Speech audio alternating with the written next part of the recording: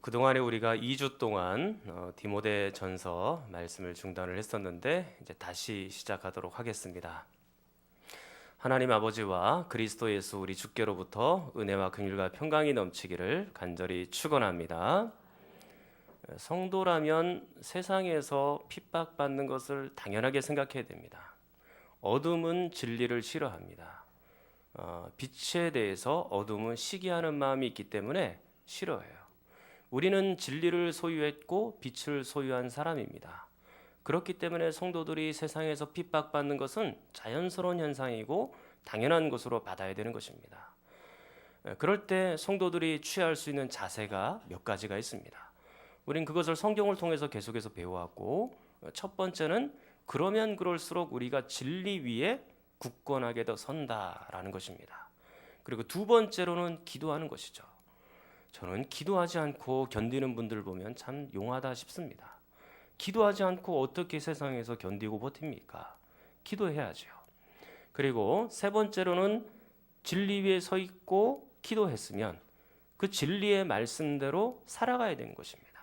그래서 거룩한 삶을 이어가야 되는 것이죠. 그리고 네 번째로는 오늘 3장 전체에 있는 것처럼 감독, 즉 장로님이나 집사님들을 세워서 동력하라라는 것입니다. 목사 혼자 들고 뛰고 날고 그렇게 하지 말고 직분자들을 함께 세워서 진리의 말씀을 사수하고 지켜나가는 일에 함께 동력하라는 것입니다. 그런데 장로님이나 집사님들 세우려고 하면 자질들이 필요하죠. 그래서 장로님에 관한 자질은 15가지로 우리가 살펴보았고, 우리 집사님의 자질을 우리가 살펴보는 중입니다. 3장 8절을 보시면 이렇게 되어 있습니다. 이와 같이 집사들도 정중하고, 그렇게 되어 있죠. 이 정중하다라는 말은 존경받을 만한 그런 뜻입니다. 고상하고 진지하기 때문에 존경받을 만하다, 그런 의미가 되는 겁니다. 저는 여러분들이 세 가지 면에서 존경받는 분들이 되었으면 좋겠습니다. 첫 번째로는 말씀을 섬기는 일에 대해서 존경받는 분들이 되십시오. 저는 여러분들을 위해서 기도할 때 말씀을 들을 수 있는 귀, 그리고 말씀을 들을 수 있는 마음의 영적인 상태가 준비가 되도록 항상 그렇게 기도를 합니다. 저는 여러분들이 말씀에 대해서 깨어있는 사람이 되었으면 좋겠어요. 그래서 여기 안에 가운데 들어오셨을 때는 여러분들이 어떤 분은 말씀을 아주 달고 오묘하고 맛있게 받는 분들이 있는가 하면, 또 시선은 저에게 고정이 되어 있지만 마음으로는 생각으로는 다른 생각을 하실 수도 있을 것 같아요. 그리고 여러분들이 그냥 대충 앉아서 졸다가 돌아가면서 이제 하나님께 대한 의무를 다한 것으로 그렇게 돌아갈 수도 있겠다라는 생각이 듭니다. 그리고 말씀을 들으면서 다른 생각을 할 뿐만 아니라 여러 가지 복잡한 세상 일에 치여서 말씀에 집중하지 못하도록 하는 그런 일들도 분명히 있을 것이다 라는 생각이 듭니다. 이런저런 것들이 방해가 되고, 또 디모데전서 3장 말씀이구나, 이거 벌써 몇 주째냐, 뭐 이런 생각을 가질 수도 있을 겁니다. 그러나 저는 여러분들이 이 말씀에 대해서 좀 더 진지한 자세를 가지고 그 영혼이 열려져서 이 말씀을 잘 들었으면 좋겠다는 생각이 있습니다. 말씀을 잘 들어야 영혼의 변화도 생기고 여러분의 삶의 변화도 생기는 겁니다. 말씀을 듣지 않고는 여러분들의 영혼과 여러분의 삶이 제대로 성장할 수가 없는 겁니다. 성경을 읽고 듣는 일에 그렇게 헌신해야 되는 것이죠. 그리고 두 번째는요, 여러분들이 예배드리는 것과 기도하는 일에 존경받을 만했으면 좋겠습니다. 예배드리고 기도하는 것은 성도의 가장 기본적인 것입니다. 주일 성수하고 모든 공예배를 하나님 앞에 드리고 기도하는 모습은 그건 성도의 당연한 본분이고 의무인 것입니다. 그것은 여러분에게 유익한 겁니다. 여러분들이 하나님의 말씀을 듣고 그리고 영혼이 깨어지고 예배와 기도를 통해서 하나님과의 진정한 교제가 일어나는 여러분들에게 가장 유익한 것이죠. 그리고 다른 사람들에게도 모범을 보여야 되는 거예요. 직분자라면 그렇게 해야 되는 것이죠. 그리고 세 번째로는요, 여러분들이 인격적인 면에서 존경받을 만했으면 좋겠습니다. 교회에서 일어나는 많은 일들은 신앙적인 문제도 있지만 인격적인 문제가 많은 부분을 차지합니다. 인격이 제대로 갖춰져 있지 않아서 이 서로 간에 부딪히는 문제들이 너무나 많거든요. 물론 우리가 완벽할 수는 없죠. 그러나 우리 인격이 기본적으로는 좀 잘 다듬어져 있어야 한 번씩 실수해도 그게 넘어갈 수 있는 문제지, 계속해서 그런다면 그건 문제 아닙니까? 그러니까 신앙과 믿음을 어떻게 보여줄 수 있냐면 여러분의 인격과 여러분의 삶으로 보여주는 거예요. 외부에서 안 믿는 사람들도 여러분들을 볼 때 여러분들이 믿음이 좋냐, 하나님을 잘 믿냐, 그거 보는 거 아닙니다. 여러분들의 인격을 보고 여러분의 삶을 보는 거예요. 그러면서 그들이 하나님에 대해서 생각하게 되는 거죠. 그래서 우리가 착한 행실로 하늘에 계신 너희 아버지께 영광을 돌리게 하라, 그렇게 말씀하고 있지 않습니까? 신앙이 성장하면 우리 인격도 함께 성장해야 되는 것입니다. 그래서 그 신앙을 우리 인격에 담아서 향기로서 사람들에게 뿌리면서 그렇게 살아가야 되는 것이죠. 자, 이제 집사의 두 번째 자질입니다. 자, 8절 말씀 이번에는 다 같이 여러분들이 한번 읽겠습니다. 시작.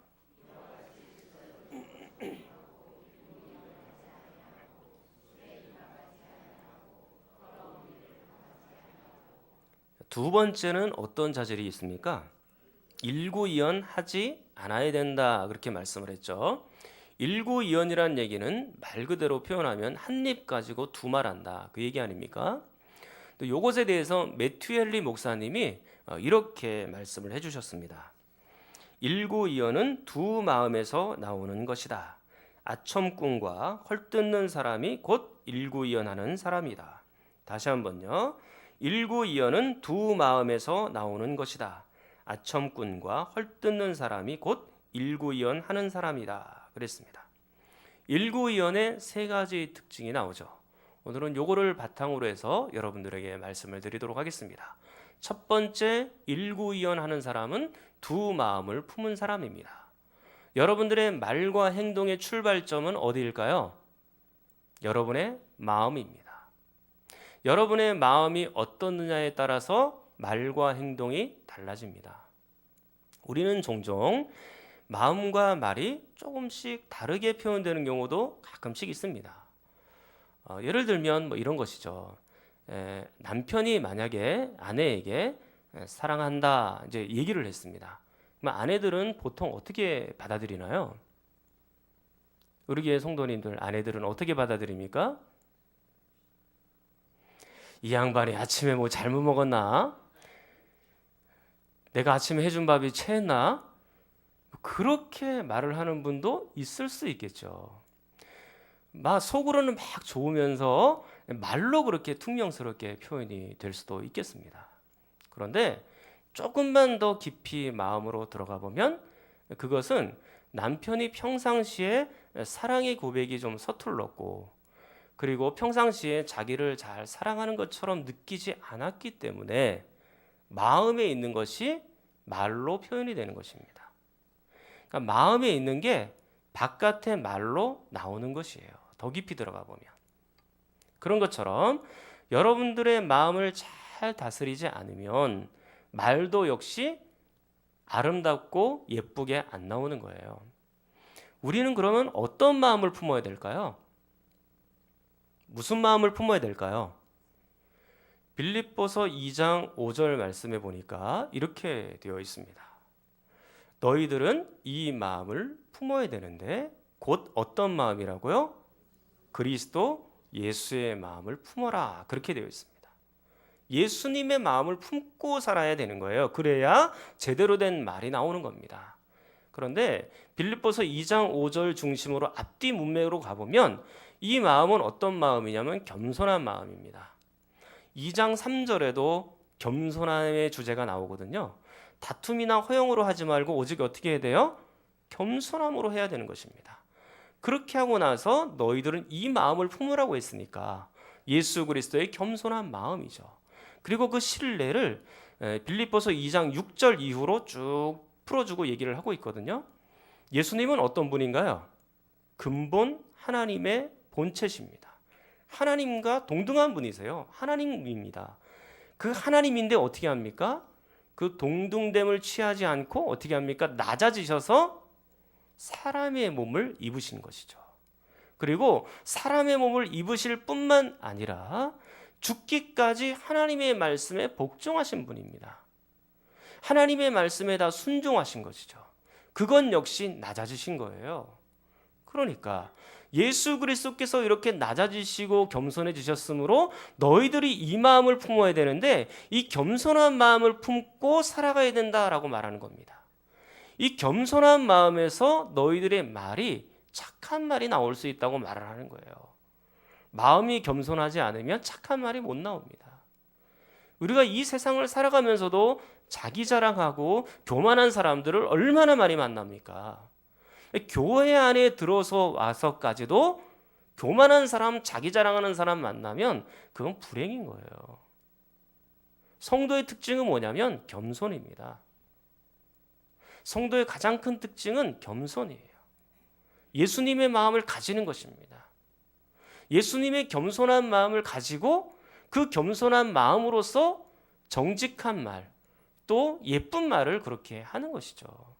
마음이 겸손하지 않으면 예쁜 말을 할 수가 없어요. 이건 야고보 사도도 똑같이 우리에게 얘기를 했습니다. 야고보 선생님은 예수님의 친동생이라고 할 수 있는데 예수님의 그 육적인 동생 야고보 선생님이 이렇게 얘기를 합니다. 자, 야고보서 4장으로 한번 가보겠습니다. 야고보서 4장입니다. 우리 신약성경 374쪽 374쪽 야고보서 4장 신약성경 374쪽 야고보서 4장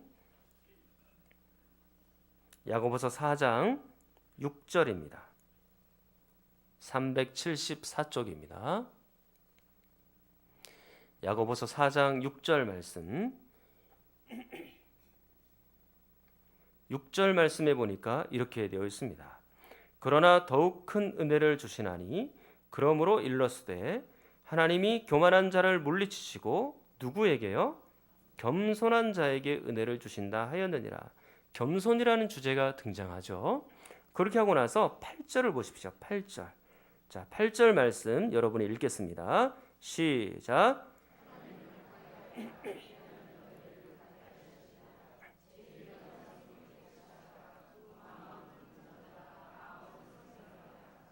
지금 8절 하반절에 보면 두 마음을 품은 자 그렇게 되어 있습니다. 두 마음이라는 것은 세상으로 향하는 마음과 하나님을 향하는 마음 두 가지 마음인 것이죠. 그러나 실제로 따져보면 하나님을 향한 마음보다는 세상을 향한 탐욕스러운 마음을 가지고 있는 것이 더 큰 비중을 차지하고 있는 겁니다. 이 두 마음을 품은 자들아 라고 이야기를 하면서 11절 말씀해 보니까 형제들아 서로 비방하지 말라 그렇게 되어 있습니다. 겸손하지 못하고 세상으로 탐욕이 가득 찬 마음으로 어떻게 하는 것입니까? 형제들을 비방하고 있는 것이죠. 비방하는 말들이 나오고 있는 겁니다. 겸손하지 못한 마음 속에서는요, 이런 말들이 늘상 일어나게 되는 것입니다. 형제들을 비방하면 본인이 심리적인 이익을 취할 수 있습니다. 저 사람보다는 내가 그래도 의인이고 내가 좀 낫지 이런 생각을 할 수도 있고요. 또 때로는 금전적인 유익을 얻을 수도 있습니다. 그러나 그런 세상적인 탐욕을 가지고 있으면 사람들을 비방하는 말을 계속해서 하기 때문에 여러분의 마음도 좋지 않지만 여러분의 말도 역시 좋지 않다. 그렇게 말씀드릴 수가 있는 것이죠. 사랑하는 성도 여러분, 확실히 우리의 말은 마음을 반영하는 것입니다. 마음밭이 좋지 않으면 여러분의 말도 좋지 않은 것입니다. 여러분의 마음을 잘 지키지 않으면 언젠가는 크게 말로 실수하는 날이 옵니다. 그러면 여러분들은 큰 어려움을 당할 수도 있겠죠. 그러므로 여러분들이 고상한 말을 하기 위하여 그리고 좋은 말들을 하기 위하여 마음을 잘 다스려야 되는 것입니다. 두 마음을 가져서는 안 되는 것이죠. 그리고 두 번째, 일구이연의 특징은 아첨하는 사람입니다. 제가 예전에 직장 생활을 할 때 2년 선배가 있었습니다. 그 2년 선배님이 저희들 그 과에 들어올 때 한 몇 사람이 동기들이 들어왔거든요. 근데 우리 동기들을 어찌나 괴롭히시는지, 뭐 교육하고 지도하면서 괴롭히면 제가 뭐 아무 말도 안 하죠. 그런데 그냥 교육하고 우리 잘 되라고 그러는 게 아니고 우리를 그냥 은근히 그렇게 계속해서 괴롭히는 거예요. 근데 이분이 직장 상사만 나타나고 또 선배님이 나타나면 완전히 180도 달라집니다. 그래가지고 그분 뒤로 가서 어깨를 막 주물러 드리면서 우리에게는 정말로 고상한 말을 많이 해줬습니다. 하첨이죠. 예. 그 앞에서는 뭐 좋은 얘기 다 하죠. 근데 뒤에서는 또 우리를 엄청 괴롭히는 겁니다. 사랑하는 여러분, 교회에도 이런 일이 있을까요? 아첨이 있을까요? 제가 이제 설교를 끝나고 예배가 마치고 나면 여러분들과 함께 쭉 인사를 하면서 여러분들이 지나가게 될 텐데, 어떤 분들은 저에게 오셔서 은혜 받았습니다, 이렇게 표현하는 분들이 계십니다. 아첨입니까? 본인만이 알겠죠. 아첨과 칭찬은 차이점이 있습니다. 아첨은 대가를 바라고 칭찬은 대가를 바라지 않습니다. 아첨은 두 마음을 가지고 얘기하는 것이지만 칭찬과 격려는 진심을 담아서 하는 거예요. 마음에 있는 것을 진짜 담아서, 목사님, 내가 목사님 말씀을 듣고 이제는 정말 그렇게 그 말씀대로 살아야 되겠고, 나의 영혼을 잘 정돈하겠고, 나의 삶을 진심으로 하나님 말씀에 복종하며 그렇게 살겠습니다라는 표현으로 그렇게 하는 것이죠. 그게 격려고 칭찬이에요. 우리가 만약에 계속해서 아첨을 하는 사람을 만나게 된다면 시편 5편 9절에도 이렇게 말씀을 합니다. 그들의 입에 신실함이 없고 그들의 심중이 심히 악하며 그들의 목구멍은 열린 무덤 같고 그들의 혀로는 아첨하나이다. 그의 마음은 심중이 매우 악한 거예요. 마음은 매우 악한데도 불구하고 말은 어떻게 해요?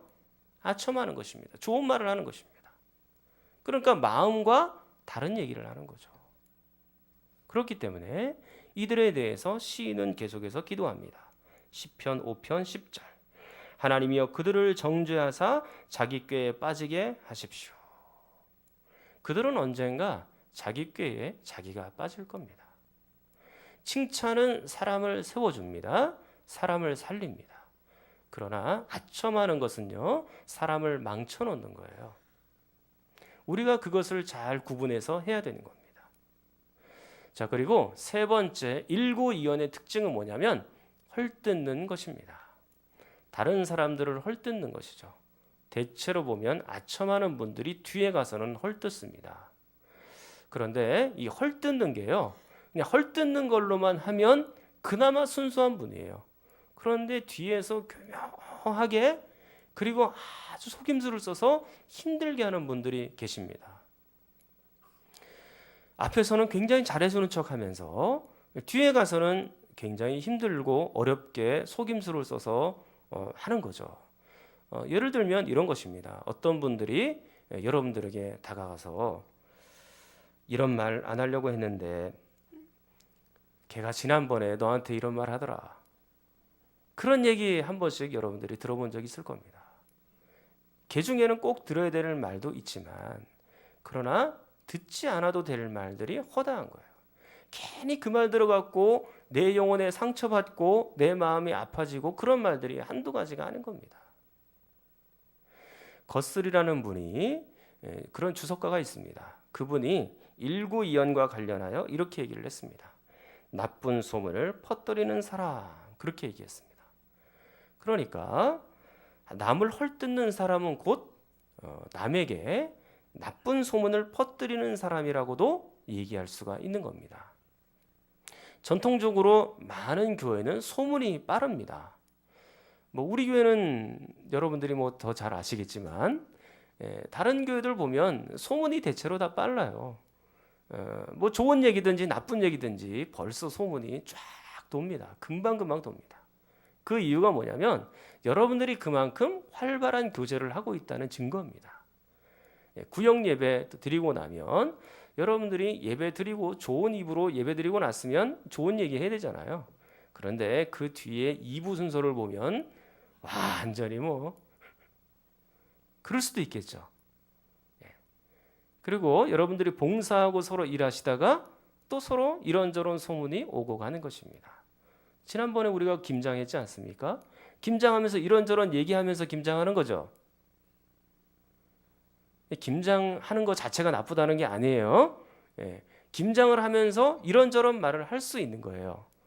그런데 칭찬하는 말, 좋은 말들이 오고 가는 건 좋은 겁니다. 서로의 도전이 되고 간증이 되고 그렇죠. 그런데 나쁜 말이 계속해서 오고 가는 경우들이 있는 겁니다. 그런 경우에는 굉장히 힘든 거죠. 그렇기 때문에 여러분들이 이런저런 말을 할 때는 두 가지 주의점을 항상 머릿속에 염두에 두면서 얘기를 해야 됩니다. 첫 번째로는 과장하지 마십시오. 왜곡시키지 말라는 얘기입니다.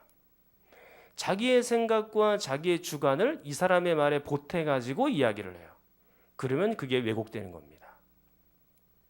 여러분들에게 수많은 예를 여러분들 잘 들으셨을 거예요. 여러 번 예를 들으셨을 텐데 어떤 사람이 너무 힘들다. 그러면 그 다음 사람은 그 사람 진짜 힘들대. 그 다음 사람은 뭐라고 얘기합니까? 그 사람 힘들어 죽겠대. 그 다음 사람은 뭐라고 얘기합니까? 그 사람 죽었대. 그런 얘기 여러분 많이 들으셨잖아요. 그러니까 그거는 자기의 생각을 보태가지고 이야기를 하기 때문에 이런 현상이 나타나는 거예요. 정확하게 듣지 않았으면 얘기를 하지 마세요. 정확하게 못 들었고 그 표현 그대로 얘기를 안 할 것 같으면 얘기를 안 하는 게 좋습니다. 자, 그리고 두 번째 주의점은 뭐냐면 나쁜 얘기, 그리고 좋지 못한 소문, 부정적인 얘기들이 들리면 여러분들이 듣고 그만두세요. 여러분들이 더 옮기지 마시라 그 얘기입니다. 이런 저런 얘기들을 막 옮겨 다니면서 하는 사람도 죄를 짓는 것이지만 그 듣는 사람도 죄를 짓게 만드는 겁니다. 굉장히 마음이 심란하거든요. 듣는 사람도. 그래서 잠언 26장 22절 말씀에 보면 제가 현대인의 성경으로 여러분들에게 들려드리도록 하겠습니다. 나쁜 소문을 퍼뜨리고 다니는 사람의 말은 맛있는 음식과 같아서 사람들은 그것을 삼키기 좋아한다. 그랬습니다. 나쁜 소문은 맛있는 음식과 같대요. 그래서 여러분들이 그것을 얼마나 듣기 좋아하는 사람들도 많죠. 남의 이야기를 좋아하는 사람이 참 많습니다. 이 복음을 전하는 거는 잘 안 하는데 남 얘기를 하는 거는 어찌 그렇게 잘 옮기고 다니는지 모르겠어요. 특별히 우리 교회도 이게 미용실 우리 원장님들이 몇 분 계시지만 미용실에 가면 동네 아줌마들 모여가지고 그런 얘기 많이 하지 않습니까? 막 앉아가지고 이런저런 우리 교회 원장님 교회 미용실에서는 그런 분이 없을 줄 알지만 그러나 안 믿는 사람들은 모이면 철수 아버지가 그랬대. 그 집 아들이 어쨌대. 뭐 이런 이야기들을 추측성의 이야기를 너무너무 많이 하는 거예요. 그런 이야기들 다 듣고 그러면 우리의 영혼이 처음에는 재밌죠. 남 얘기하니까 여러분 밥 먹으면서 남의 얘기를 하면서 반찬으로 삼으면 얼마나 맛있습니까? 음식에 지금 비유를 했잖아요. 잠언에서도 이런저런 얘기하면서 씹고 뱉고 되새김질하면서 그렇게 하면 맛있는 음식처럼 사람들이 받아들이고 그렇게 하죠. 그러나 그것은 결국에 듣는 사람이나 받는 사람이나 우리 모두가 다 상처인 거예요. 마음이 벌써 이게 오염이 되는 겁니다. 여기까지가 매튜 헨리 목사님의 세 가지 특징을 여러분들에게 제가 확장시켜서 말씀을 드렸고요. 그 다음에 네 번째 한 가지를 더 말씀을 드리겠습니다. 일구이연하는 사람은 비밀을 지키지 못하는 사람입니다. 이 비밀을 지키지 못하는 사람들이 있죠. 뭔가 말을 들으면 다 얘기를 해야 되는 분들이 계세요. 우리 교회는 있을까요? 저는 없다고 생각을 할게요. 근데 한 번 들으면 그 얘기를 하지 않고는 견딜 수 없는 불타는 심정 속에서 말하는 분들이 계십니다. 난 복음을 그렇게 좀 얘기를 했으면 좋겠어요. 그런데 한 번 들은 비밀을 가지고 이런저런 얘기들을 많이 하는 분들을 종종 이게 보게 되는 것입니다. 그러면 그 비밀을 다 털어내고 이야기하면 그분은 나중에 신뢰하지 못하는 그런 사람이 되고 마는 것이죠. 근데 정작 본인은 몰라요. 나는 비밀을 잘 지킨다고 생각을 해요. 지난번에 우리 장로님들하고 같이 성경 공부하면서 맨 마지막 성경 공부를 할 때 하나님의 인도하심이 뭘까? 어떻게 하나님의 뜻을 잘 깨달을 수 있을까? 그걸 서로 공부를 했거든요. 한 5가지를 공부를 했습니다. 첫 번째로 말씀과, 두 번째로 기도와, 그리고 세 번째로 평안도 있어야 된다. 마음의 평안도 있어야 되고, 네 번째로는 환경도 좀 잘 열려지면 하나님의 인도를 받는 하나의 방법이 아니겠냐. 그리고 마지막 5번째는요, 조언 받기를 했습니다. 다른 사람들의 조언을 들음으로써 하나님의 음성을 대체로 파악할 수 있는 경향도 있다라고 서로 얘기를 했죠. 그런데 제가 그 성경 공부하면서 주의점을 말씀을 드렸습니다. 그러나 조언을 구하기는 구하되 비밀을 보장할 수 있는 사람에게 조언을 구하십시오. 그랬습니다. 믿을 만한 사람에게 해야 되는 거죠. 여러분 믿지 못한 사람에게 말했다가는요 소문이 금방 퍼집니다. 제가 우리 교회에서 한두 번 이런 경험을 한 것 같아요. 어떤 분이 저에게 오셔가지고 목사님만 알고 계십시오 하면서 이야기를 했어요. 그래서 저는 그것을 마음에 잘 간직을 하면서 기도했죠. 저는 정말 저한테만 얘기한 줄 알았어요. 그래서 저는 정말 하나님 앞에 아무에게도 얘기를 안 하고 집사람이나 교육자에게는 아무에게도 얘기도 안 하고 저 혼자 묵묵하게 앉아서 기도를 했죠. 근데 좀 있다가 시간이 지났는데 이 사람이 알고 있는 거예요. 깜짝 놀랐어요. 내가 얘기 안 했는데 이게 나 오해하면 어떡하지? 뭐 이런 마음이 막 든 겁니다. 조금 지났는데 이 사람도 알고 있는 거예요. 알고 보니까 모든 사람이 알고 있는 거예요. 저만 알고 있는 게 아니었어요. 많은 사람들이 그 일을 알고 있었더라고요. 이게 어디서부터 소문이 퍼져나갔는지 나는 알 수가 없지만 한 번 말한 것은 금방 퍼지는구나. 그렇게 생각이 들었습니다. 여러분들이 누군가에게 조언을 구하는 명목으로 이런 얘기를 했잖아요. 그러면 그것은 이미 소문이 다 퍼졌다. 그런 각오를 하시고 하셔야 되는 겁니다. 그런데 꼭 얘기해야 되는 순간이 있어요. 여러분들이 비밀을 잘 지켜주는 것도 좋은데 꼭 얘기해야 되는 순간이 있습니다.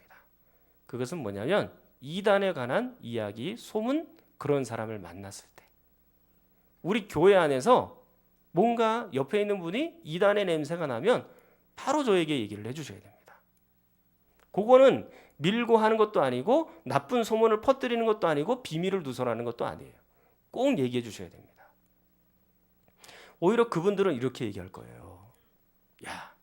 이 성경 공부는 너하고 나하고만 알고 있어야 돼. 구역장도 몰라야 되고 그 목사님 얼마나 바쁘시냐. 그 바쁘신 분한테 이런 얘기 해봐야 그 목사님이 그 신경 다 쓰기나 하겠냐. 절대 얘기하지 말고 너하고 나하고 둘만 알고 있자. 성경 공부하는 거, 성경 읽는 것도 너하고 나하고 둘만 딱 알고 있자. 그렇게 얘기하면 굉장히 위험한 분입니다. 그분이. 제가 볼 때는 이단일 확률이 99%예요. 그러니까 그런 얘기들을 들으면 어떻게 해야 돼요? 꼭 얘기해 줘야 됩니다. 근데 여러분들이 조심해야 될 건 주변에 있는 사람들에게 막 툭툭 던지듯이 얘기하면 안 돼요. 이 사람 이단 같아. 이렇게 절대 얘기하시면 안 됩니다. 누구에게 오셔야 되냐면 교육자나 장로님들에게 가셔서 꼭 얘기하십시오. 그리고 저에게 오셔서 얘기하십시오. 그래야지만 그게 제대로 우리가 잘 관찰을 하면서 살펴보면서 판단을 할 수가 있죠. 그럴 때는 예배입니다. 그러나 나머지는 대체로는 성도들의 아픔과 비밀과 어려운 얘기들을 지켜주는 것이 좋은 현상인 것입니다. 사랑하는 여러분, 말에는요 창조적인 능력이 있습니다. 하나님께서 이 천지를 창조하실 때 무엇으로 창조하셨습니까? 말씀으로 창조하셨습니다. 하늘도 땅도 육지도 바닷가의 모래도 해와 달과 태양도 전부 하나님의 말씀으로 창조하신 겁니다. 그리고 그 말할 수 있는 존재로서 사람을 창조한 거예요. 이 지구상에서 말할 수 있는 유일한 존재는 사람입니다. 왜 하나님께서 사람을 말할 수 있는 존재로 창조했을까요? 그것은 하나님을 영원토록 찬양하도록, 그리고 하나님 앞에 즐거운 대화로 교제하고 기도하도록 그렇게 우리의 말과 입술을 지은 겁니다. 그런데 우리의 그 말과 아름다운 입을 다른 사람들의 마음을 아프게 하는 일에 사용한다면 그것은 창조의 목적에 위배되는 거예요. 저도 100%는 아니에요. 그러나 항상 조심해야 되는 것입니다. 말이라는 것은 함부로 얘기하지도 마시고 함부로 말하지도 마십시오. 저는 여러분들이 하나님의 말씀을 받아서 그 하나님의 말씀을 하는 것처럼 그렇게 조심스럽게 말하면 좋겠다라는 생각이 들어요. 그래서 여러분들의 말은 사람을 세우는 말이 될 수 있기를 축원합니다. 여러분들의 말은 사람들의 생명을 살리는 말이 될 수 있기를 간절히 축원합니다. 우리 한번 통성으로 기도하겠습니다. 하나님 아버지, 우리 교회 집사님들은, 성도님들은 일구이연하지 않게 하시고 두 마음을 품지 않게 하시고 아첨하지 않고 진심을 담아 격려하는 분들이 되게 하여 주시옵소서. 나쁜 소문이 도는 교회가 아니라, 늘 비밀이 누설되는 교회가 아니라 서로가 서로를 지켜주고 사랑하고 칭찬하는 성도들이 되게 하여 주시옵소서. 우리 주여 한번 부르짖고 기도합니다. 주여,